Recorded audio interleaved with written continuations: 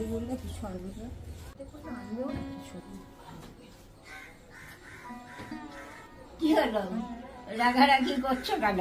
আরে বাজার থেকে বললাম যাচ্ছি যখন একটু লোটে মাছ আনতে, খেতে ইচ্ছা হচ্ছে, আনবে না। তা রাগ করছো কেন?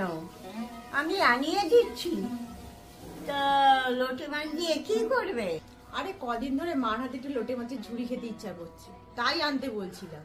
আনিয়ে তো দিচ্ছি, তা বানাবে কি করে? এই তো ঠাম্মা, লোটে মাছের মধ্যে লেবুর রস নুন হলুদ মাখিয়ে রেখে দিয়েছি। ওইদিকে আমার সর্ষের তেলটাও গরম হয়ে গেছে। এবার কুচানো পেঁয়াজ দিয়ে একটু ভাজবো।